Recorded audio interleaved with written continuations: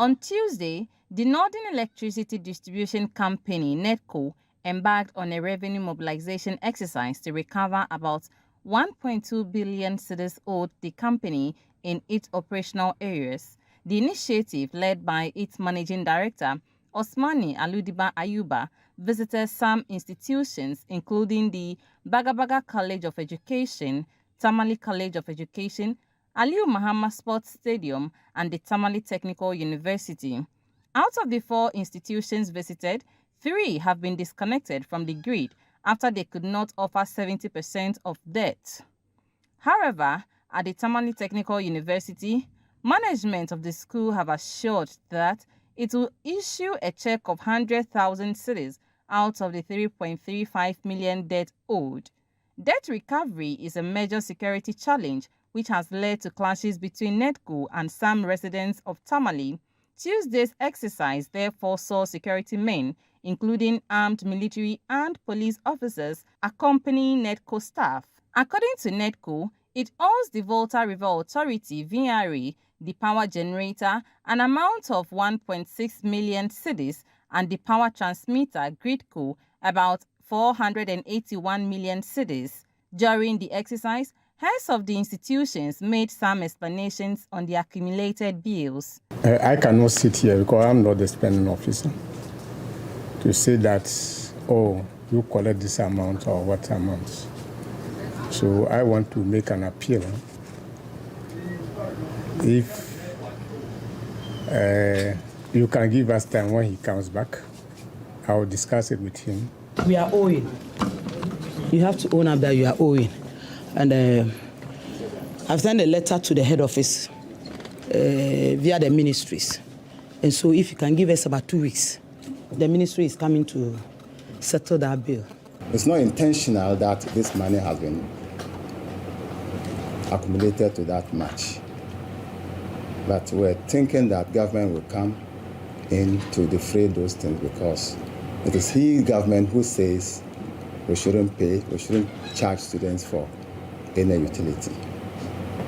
So to the best of my knowledge, we do pay current bills with some little amount of outstanding bills. But the NEDCo team will not buy into their explanation. You'll agree with us that we have sent, over the past 6 months or even 7 months or so, we've sent over 3-4 demand notices,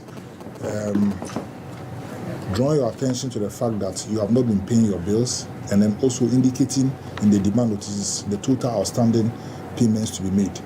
But for the past 6 months, we have not really had any communication from you.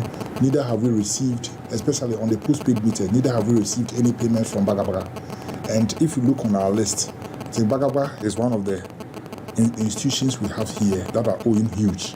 Like my MD said, 4.1 million Ghana cedis. We've been given demand notices, and I'm sure if there was the willingness to pay, I'm sure this bill would have been settled by now. So I think that to let the ministry really understand that our business is being threatened, I think we would allow you the 2 weeks to negotiate with them whilst the power is off. And that will probably put them pressure to even come before the 2 weeks. The managing director, Osmani Ayuba, described the first leg of the exercise as a success. There is no bias in our action. We don't discriminate among the customers. I mean, people who owe us, customers who owe us, institutions who owe us are seen as the same. So for the previous ones, clearly you would see that the payment that they were even making were just a drop in the ocean. It would take us, I mean, if I'm not exaggerating, forever to take those monies. But clearly this one is a case that we see reason with that. We had agreed with them, and then we think that once they have not defaulted and paying according to what was agreed, and the tenure was, in our view, is longer than what we thought, and they've also even agreed that we should review the tenure of the agreement, we think that there's no discrimination in this. According to NEDCo, the exercise on the first day has been successful, and they will be continuing to other institutions who owe them, from the Tamale Technical University, where the exercise ended for day 1, I am Daina Ungwan, reporting for Citi News.